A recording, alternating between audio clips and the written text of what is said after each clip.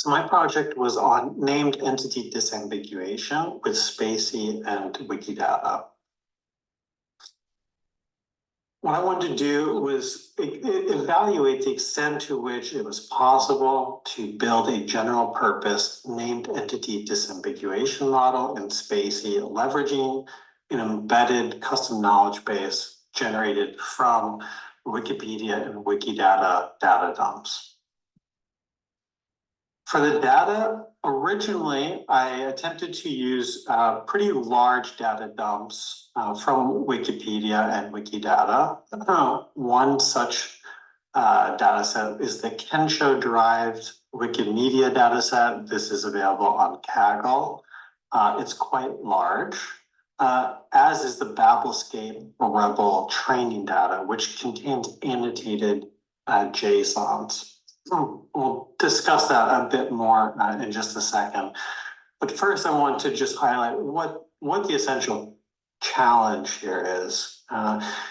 Entities are inherently ambiguous. Oftentimes, it's hard to tell, like for instance, the name Eric Erickson, which of the 15 Eric Ericksons is being referred to in a particular sentence. This is important. Not only for disambiguating people's names, but it's a methodology that could be applied to many other things, entities, for example, company names, Apple, the company versus Apple, the fruit, et cetera, et cetera. So what is the approach here? The approach is to look at the context of the entity that's being mentioned and attempt to discern the entity's unique identity against a constructed knowledge base or knowledge graph. So we take the mention of the entity and try to link it to a uniquely identified entity within our knowledge base or knowledge graph.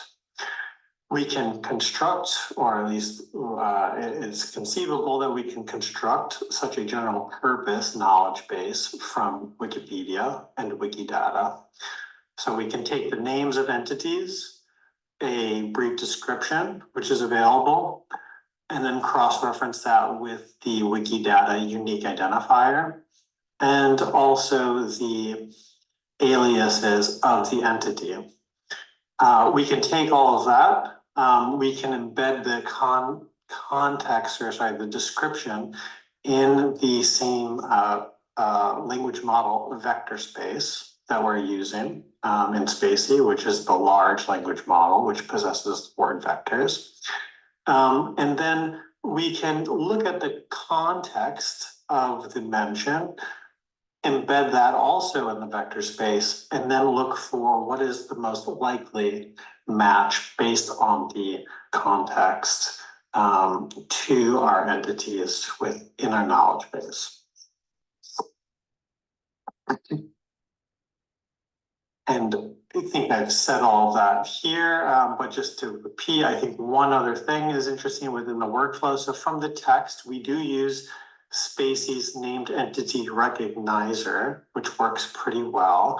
And this will identify the start and end positions of tokens that refer to an entity. So it does identify entities pretty well in the large model. I saw some examples where it missed some basic things, but mostly it did a decent job, at least with people's names. So that produces entity mentions.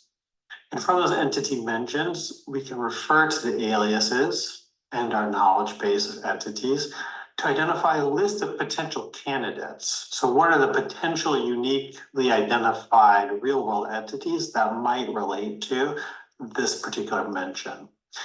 From there, we pick up with the entity linker model, which we'll need to train.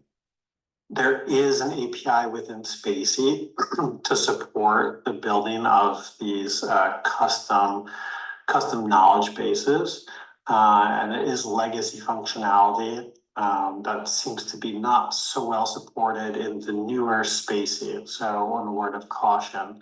But the idea is we can train a model from here to associate one unique identity, one unique identifier from our knowledge base and hence one of the candidates to the mentioned entity. For the data, originally I tried to use pretty large data sets, as I did want to try to make this somewhat a general purpose. And in hindsight, that was not such a good idea. But I thought using Google Colab Pro, I may be able to process the large amounts of data. So I use the Kensho derived Wikimedia data set, which is available on Kaggle. And this was primarily used for aliases and the entity names and descriptions and the QIDs, which are all shown here as a little snapshot of the Kensho data set. Aliases aren't in here, but that's in a separate table. So this data set comes with about 51 million entities. After pre-processing and then reducing this quite a bit, I got down to 1 million. And I thought that was pretty good, and I'd give that a shot in Google Colab Pro. Turns out still too much during the vectorization and embedding of this content and of this context. Descriptions within the language vector space. I also used Babelscape Rebel training data, which I found on the link that's here, this hyperlink. This contained about 2.7 million annotated sentences. So you can see this is one JSON for one sentence, but it's quite lengthy because there's many entities being identified with the position, start, stops, and the unique identifiers for those entities.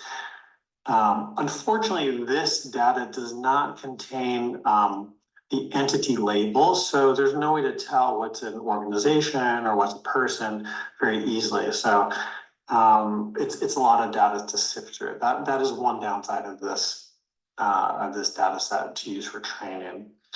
But it does have quite a bit of annotated data, so that is the upside. Again, I thought it would be possible to handle this in Colab Pro. I was wrong. I repeatedly ran out of memory, even with the V100 GPU, and I had a very challenging time with disconnects and timeouts on Colab, even when I was still active within the session. So as a backup, after I realized the initial attempt would not work with the original data, and I got fairly far with that data, the original data, formatting it and pre-processing it to make it usable within SpaCy, I turned to backup data, which I essentially generated on my own. I just used Eric Erickson's. I picked a few Eric Erickson's. I looked up the QIDs. I generated a brief description.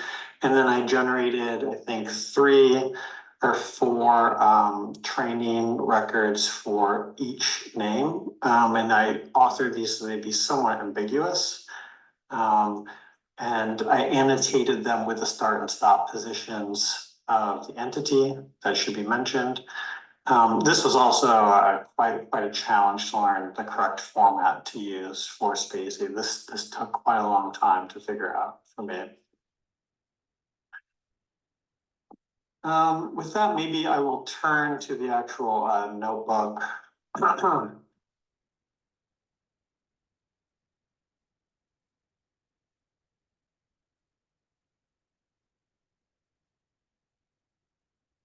So you can see here is the Babelscape data.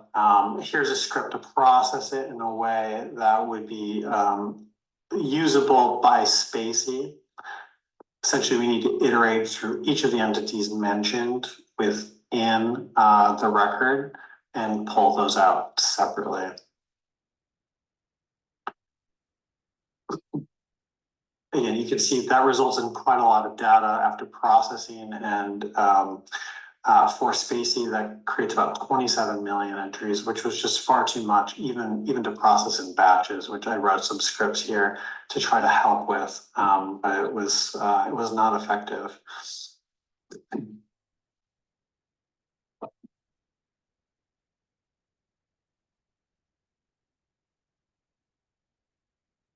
So ultimately, I created the manual data set here. I made a data set for entities, for aliases, for training, and for test.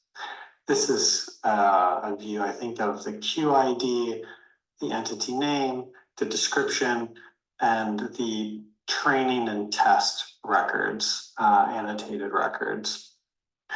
So you process these, you load them into the knowledge base, you associate, you vectorize the descriptions and add the vectorized descriptions into the knowledge base.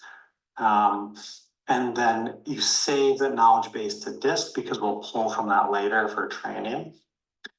And then you do the same thing with aliases, very similar approach. You pull those out, and you add them to the knowledge base using this add alias functionality.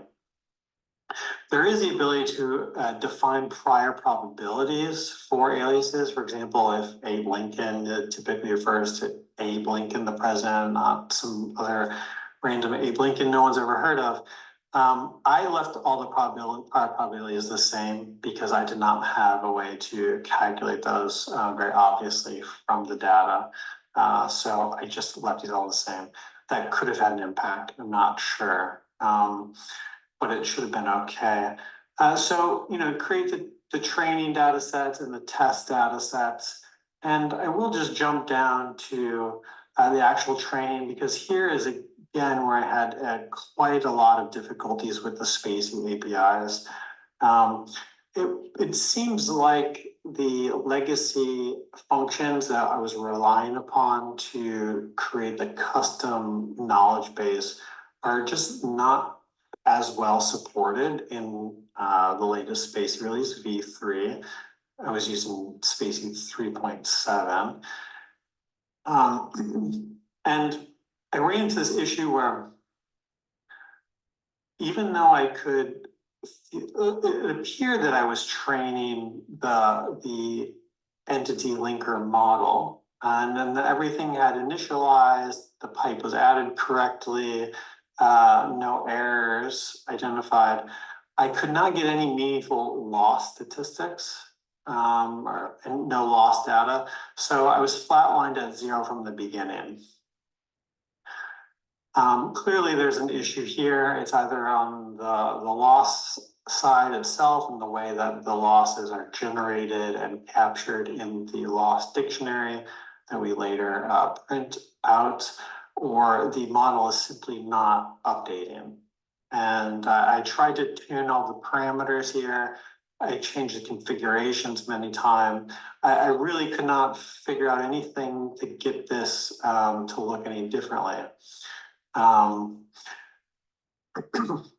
And upon further inspection as well, I was able to find that it seemed like the model only learned one entity, and that was Q538443. So even in the training data, if I feed the training data back into and ask it to make a prediction, it only recognizes this entity. Same with the test. So I passed one test sentence for each entity.